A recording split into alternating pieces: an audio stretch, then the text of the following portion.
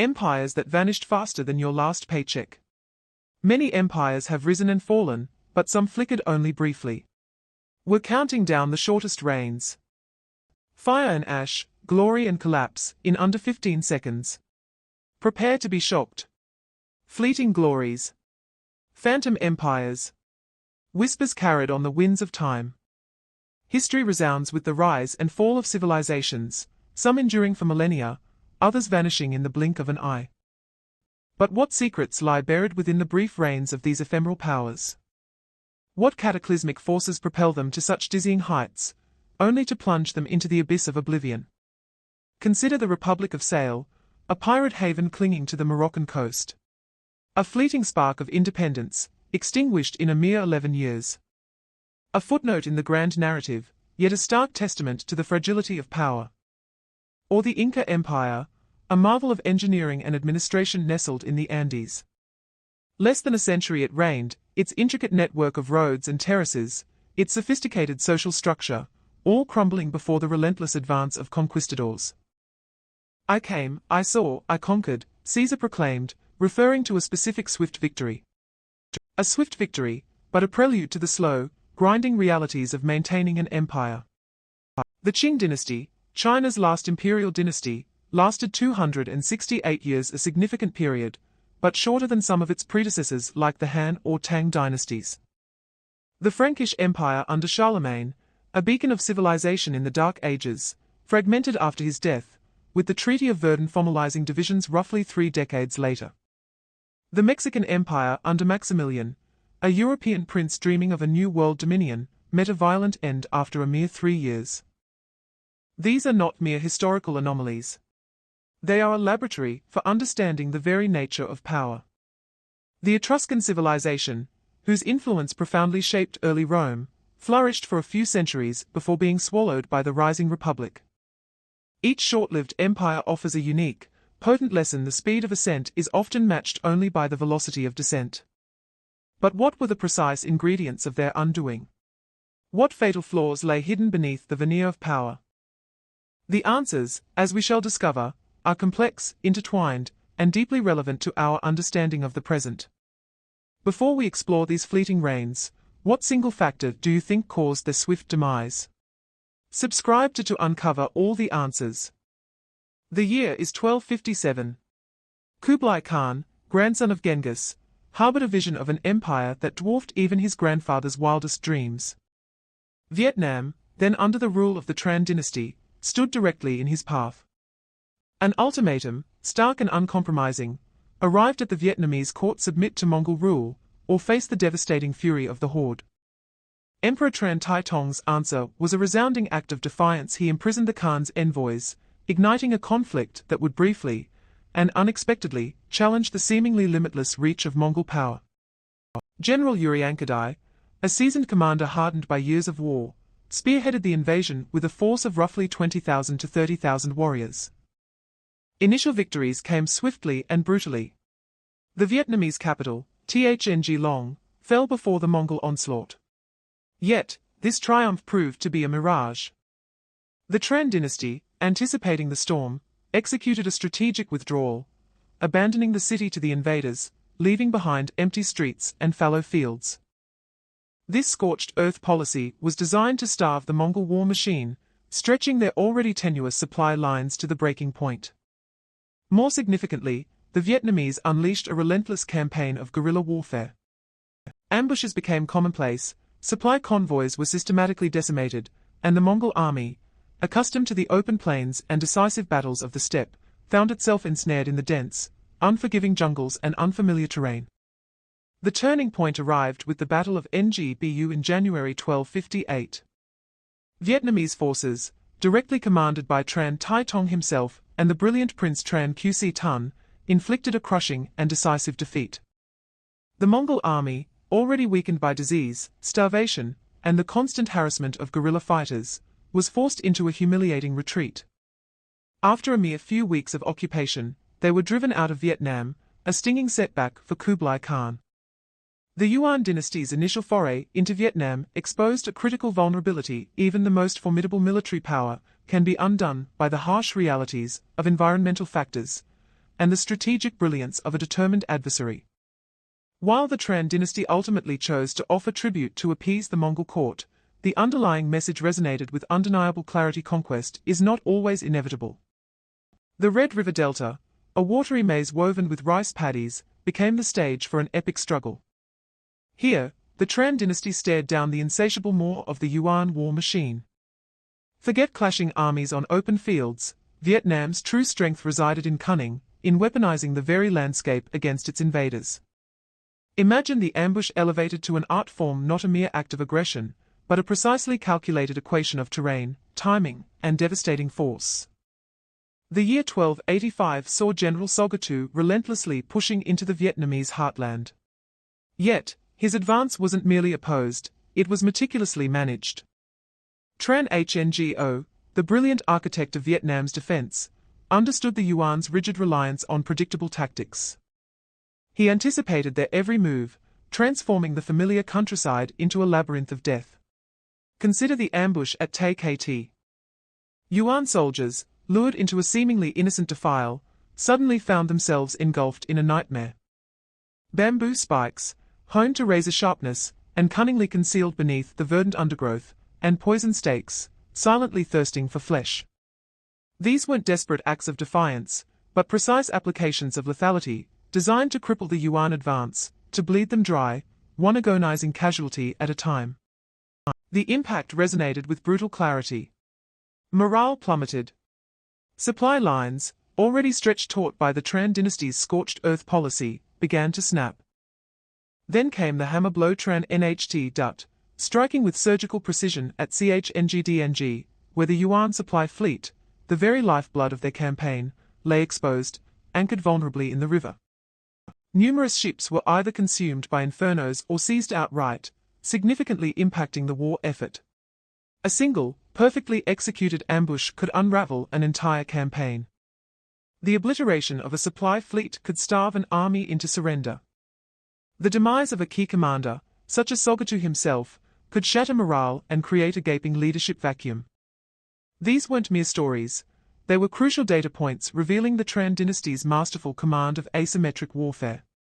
They grasped that vanquishing a superior enemy demanded not brute force, but strategic brilliance, a willingness to exploit every vulnerability, and the cold, calculating application of scientific principles to the art of war. The Republic of Salé, a fleeting anomaly etched in blood and ambition into the annals of 17th-century Morocco. Forged from the expulsion of Spanish Moriscos in 1627, this coastal enclave dared to defy the Sultan, igniting a spark of self-governance and unleashing a tempest of piracy. Strategically perched at the mouth of the Bu Reg Reg River, embracing the twin cities of Salé and Rabat, the Republic's very existence hung precariously on a single, brutal thread: maritime plunder. European vessels, flaunting the flags of Spain, France, and England, became irresistible prizes for the corsairs of Bu Reg Reg. These were no mere bandits, they were architects of a floating economy, their daring raids fueling the Republic's short-lived, yet dazzling, prosperity. Governance itself was a bold experiment. A council of 12 to 14 elected leaders convened annually, a turbulent, nascent foray into republicanism in a region steeped in monarchical rule. Intriguingly, figures like Jan Jansoon, a Dutch pirate who embraced Islam and the name Murad Reis, even ascended to the presidency, a testament to the Republic's cosmopolitan, if undeniably ruthless, character. Yet, this pirate utopia was fundamentally flawed. Internal fissures, fueled by simmering tensions between the Morisco population and the indigenous Berber communities, relentlessly gnawed at the Republic's foundations. These internecine power struggles proved as devastating as any cannon volley, sowing the seeds of destruction deep within. In 1668, the inevitable reckoning arrived.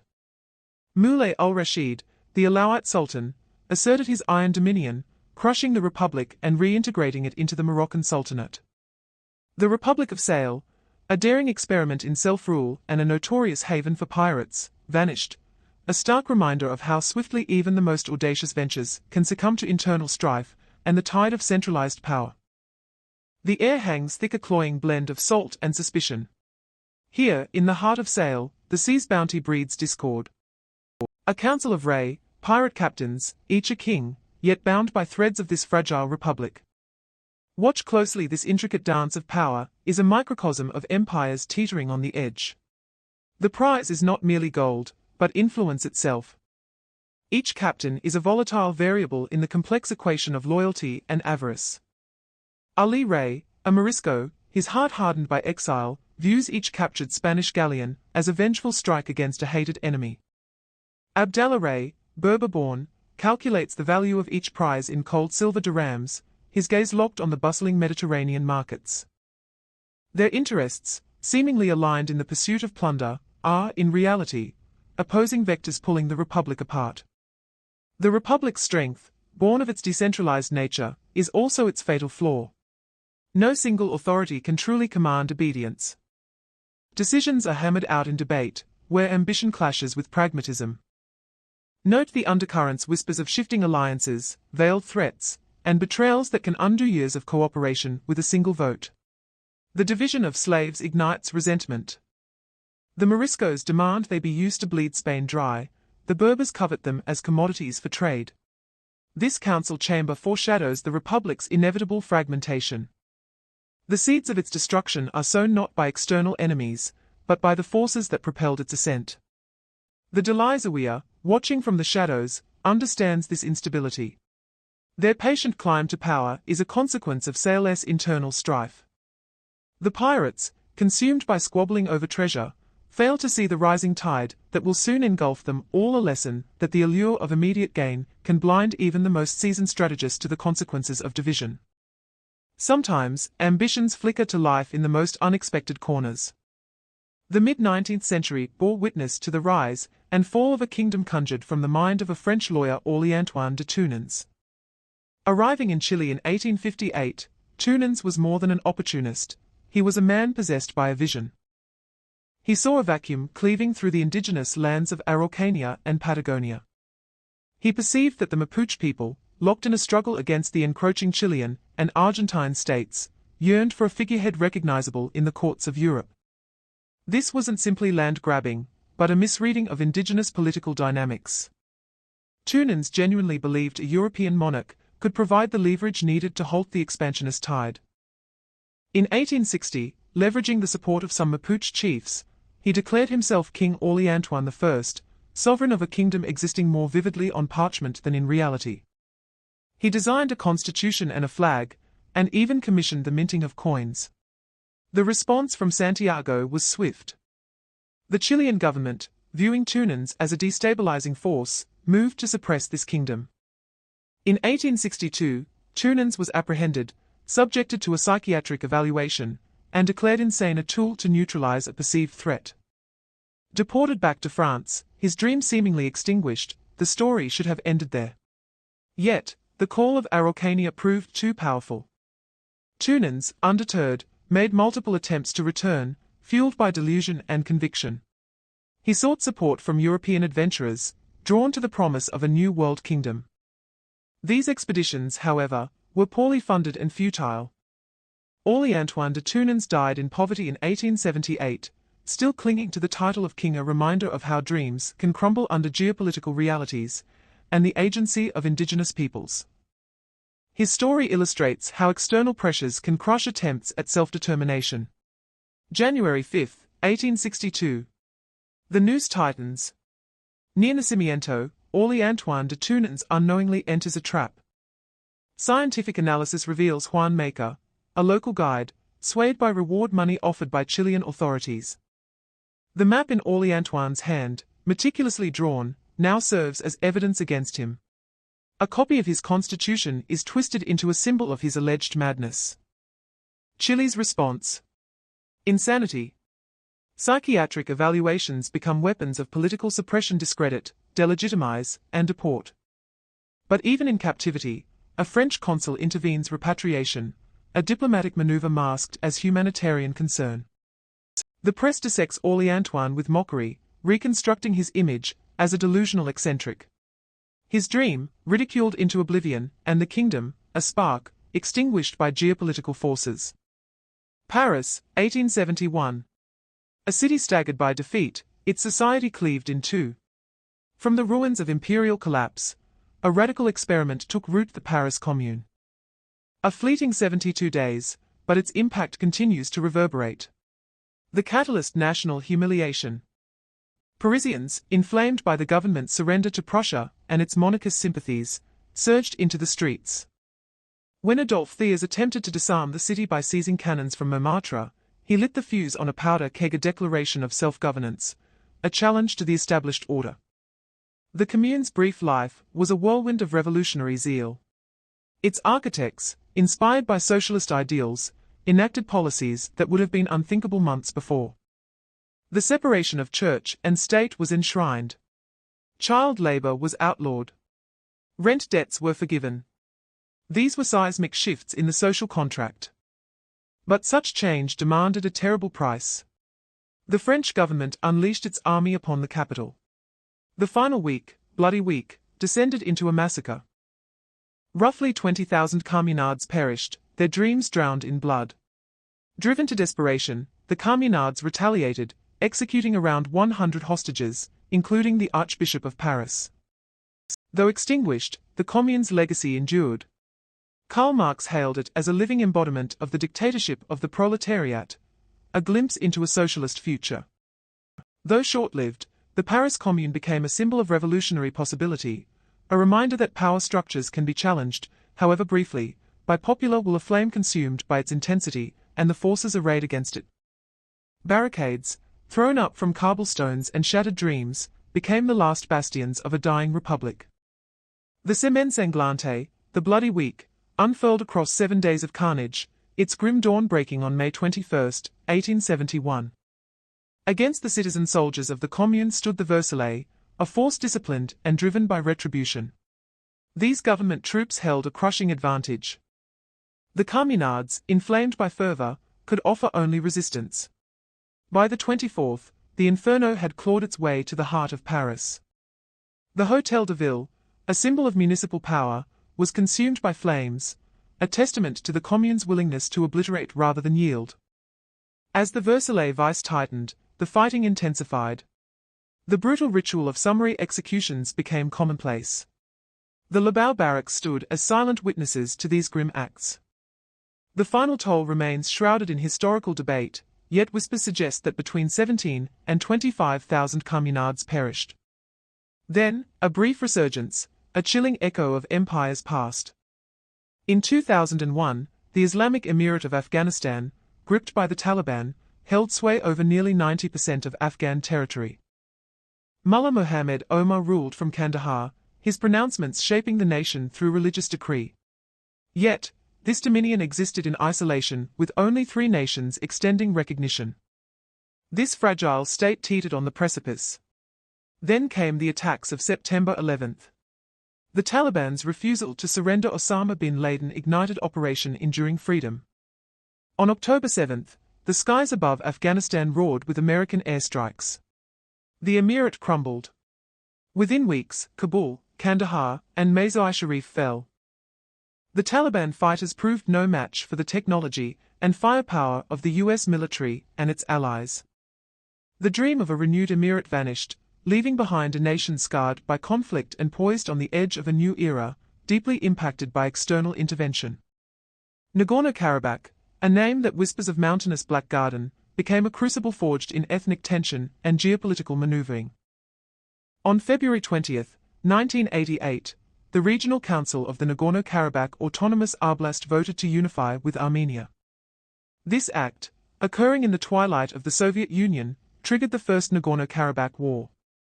From the ashes of a collapsing empire, the Nagorno-Karabakh Republic declared its independence on September 2, 1991. Yet, this entity remained unrecognized. Strategically timed, this declaration bypassed Azerbaijan's consent and was boycotted by the region's Azerbaijani population, sowing the seeds for decades of instability. A ceasefire, brokered by Russia on May 12, 1994, froze the conflict, leaving Armenian forces in control of Nagorno-Karabakh and adjacent territories, a territorial gain that became both the republic's lifeline and its vulnerability. The Lachin Corridor, a land bridge connecting Nagorno-Karabakh to Armenia, became essential for the republic's sustenance. However, this lifeline also represented a point of contention. The fragility inherent in this situation shattered on September 19, 2023, when Azerbaijan launched a military offensive. Within 24 hours, the NKR's forces surrendered, revealing the Republic's limitations. The end was swift. On September 28, 2023, Sambal Shahramanian signed a decree dissolving all state institutions, effective January 1, 2024. The Republic, born from conflict, succumbed to it. The exodus that followed was a human tragedy. Over 100,000 ethnic Armenians fled Nagorno-Karabakh for Armenia in the days following the offensive. The promise of self-determination evaporated, leaving behind the echoes of war, and the reality of geopolitical power. A state built on contested ground ultimately succumbed to the forces that shaped its existence, a reminder of how swiftly aspirations can be extinguished. November 7, 2020. The Battle for Shusha. 72 hours that would scar the geopolitical landscape. Scientific analysis reveals a city, strategically perched above Stepanakert, transformed into a crucible. Post-conflict, Armenian sources whisper of an imbalance of power, hundreds, lightly armed, desperately defending against an Azerbaijani assault. The data paints a grim picture, a rapid operation designed to sever a lifeline. Shusha's geographical dominance meant control of the artery connecting Armenia to Stepanakert. Its capture wasn't merely symbolic, it was strategically devastating. Eyewitness testimonies speak of a city consumed by panic. Families abandoned their homes, packing a lifetime into what they could carry. This is not simple displacement, but a recalibration of identity. The loss of Shusha triggered a mass exodus. A demographic earthquake, with fear as its epicenter. By November 9, the war's momentum had shifted, leading to a ceasefire. Azerbaijan now controlled Shusha. The numbers tell a story of efficiency, a reminder that even entrenched positions can crumble under strategic imperative and time. In the calculus of power, even non-state actors can wield empire-like influence. The Wagner Group, a Russian private military company, stands as an example. Founded in 2014 by Dmitry Utkin, its initial purpose remained steeped in mystery. Yevgeny Prigozhin admitted to his role as founder in September 2022. The organization's ascent mirrored Russia's geopolitical ambitions, providing military support in conflicts across continents. But internal equilibrium is fragile, and cracks began to appear, widened by the war in Ukraine. On June 23, 2023, those fractures erupted into open rebellion. Prigozhin, alleging attacks by the Russian military on Wagner camps and fueled by grievances over the war's conduct, launched his mutiny. Wagner forces seized control of Rostov-on-Don and commenced an advance towards Moscow. Within hours, they covered approximately 200 kilometers. Prigozhin insisted that the mutiny's objective was not regime change, but rather to hold Defense Minister Sergei Shoigu and Chief of the General Staff Valery Gerasimov accountable for perceived failures and corruption. This claim, however, did little to quell the sense of crisis gripping the Kremlin. 2 months later, on August 23, 2023, the narrative took a turn. Yevgeny Prigozhin and Dmitry Utkin perished in a plane crash in the Tver region of Russia. An Embraer Legacy 600 plummeted from the sky, killing all 10 individuals on board and effectively decapitating the Wagner Group's leadership. In the aftermath, President Vladimir Putin moved to consolidate control. A decree was issued, mandating that all Wagner Group fighters swear an oath of allegiance to the Russian state. This signaled the end of Wagner as an independent entity, a reminder that even mercenary armies exist at the pleasure of the state. The mutiny, and the subsequent deaths, exposed the instability of power built on violence and patronage, a lesson echoing across short-lived empires. June 24, 2023. The M4 Don Highway. It was here that the Wagner Group made its choice, a column of steel slithering towards Moscow. Reports painted a picture of a spearhead stretching for kilometers, a lethal tapestry woven from armored vehicles, transport trucks, and commandeered buses. An estimated 2,000 to 5,000 fighters hurtled towards the capital. Checkpoints were reportedly erected. In those hours, resistance was minimal. Local residents captured glimpses of the Wagner convoys.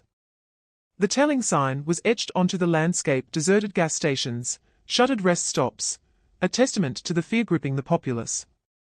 The M4, once a vital artery, was now a ghost road, haunted by the rumble of engines and the echoes of Prigozhin's pronouncements, a march for justice, not a coup. Yet, justice remained shrouded in uncertainty. Analysis reveals a pattern: these fleeting empires shared a flaw, an inability to reconcile expansion with stability. The Jin dynasty's rapid territorial gains stretched its administrative capabilities. Control fractured, and in the very soil they sought to dominate, the seeds of rebellion took root. Internally, the rot often began with the ruling elite. The Marinid dynasty, consumed by internecine warfare, offers an example. These struggles crippled their ability to govern, leaving them vulnerable. The reign of Abu Anan Faris, marred by revolt and plots, stands as a testament. Beyond infighting lay consolidation. The Toltec Empire, despite its military prowess, failed to integrate its conquered populations. Resentment festered, erupting in violence that shattered the empire's foundations. Archaeological evidence paints a picture of destruction at Tula, a testament to the consequences of neglecting the human cost of conquest. External pressures, too, played a role. The Akkadian Empire succumbed to incursions of nomadic tribes like the Gutians. Mesopotamian texts describe their invasion as a period of chaos, a reminder that empires remain vulnerable. The Yuan dynasty faced a similar fate. Peasant rebellions, fueled by hardship and resentment towards Mongol rule, swept across the land. The Red Turban Rebellion, led by Zhu Yuanzhong, proved to be the empire's undoing, demonstrating the potential of widespread discontent. Dysfunctional governance also proved catastrophic. The Polish-Lithuanian Commonwealth, plagued by the Liberum veto, became paralyzed by divisions, leaving it susceptible to interference and hastening its demise. Finally, the First Mexican Empire's existence underscores the fragility of nascent nations. Santa Anna's revolt exposed the lack of political stability, demonstrating that fervor cannot guarantee power without a solid foundation. These examples reveal a common thread: overextension strains resources, internal strife weakens authority, lack of consolidation breeds resentment, and external pressures exploit vulnerabilities. This convergence transformed empires that rose like fire into ashes. The question, then, is not simply why they fell, but how these patterns manifested, leading to their collapse. The brevity of these empires stands as a stark reminder: power, though absolute, is often fleeting. History reveals these recurring patterns with clarity. The speed of their ascent foreshadowed the velocity of their decline. These empires, born amidst rapid change, proved particularly vulnerable, their foundations built on shifting sands. Change destabilizes as readily as it empowers. Environmental stress, too, may have played a role. The Ilkhanate, though short-lived, left a mark through its patronage of the arts and sciences. Internal strife eroded their foundations. Succession crises highlight the importance of political stability, a lesson learned too late. The very means by which these empires expanded contained the seeds of their destruction, a paradox at the heart of their dominance. Consider this: if even the most formidable structures are destined to crumble into dust, what truly remains when the dust finally settles? While these short-lived empires varied geographically and culturally, their collapses were consistently driven by a combination of overextension, internal instability, often succession crises or factionalism, and the inability to consolidate power effectively due to factors like weak infrastructure, limited resources, or overwhelming external pressures. Reflecting on these fleeting reigns, what consistent element of human ambition or societal structure do you believe most contributes to the inevitable decay of even the most powerful entities? Share your thoughts in the comments below.